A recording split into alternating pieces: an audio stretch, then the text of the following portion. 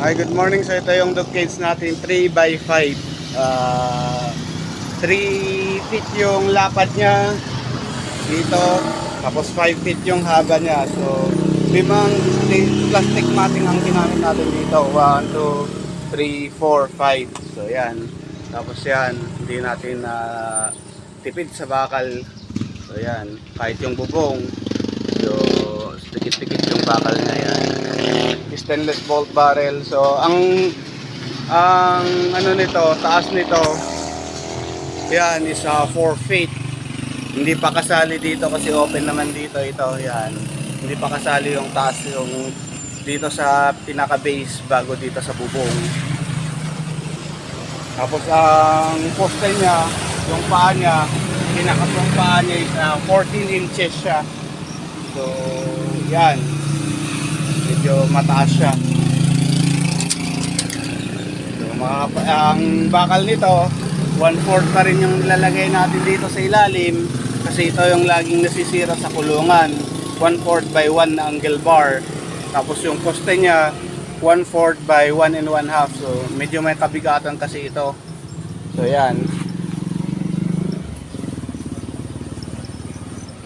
Tapos stainless yung bolt barrel niya. Tapos pinturado yan. Maliwalas oh. Yan.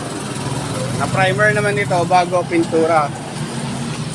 Pero yun nga, yung na-advise natin sa mga customer natin na pag nakitang nababaklas yung ano dito, yung pintura dito, pakuskus tapos primer ulit.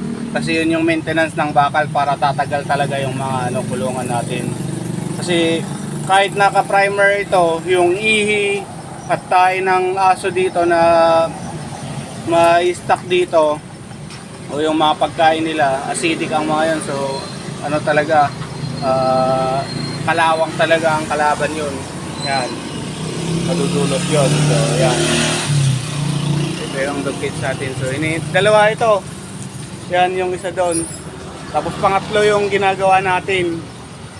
So yan, kasi itong dalawa order na ito, pati ito. Yan, makakapal yung bakal natin dito. Yan, tapos pulido yung pagkagawa. Tingnan nyo yung mga dugtungan namin, oh. Yan. Yan yung mga dugtungan namin, naka 45 degrees yan. Yan. Tapos pinturado, yan. So maraming salamat.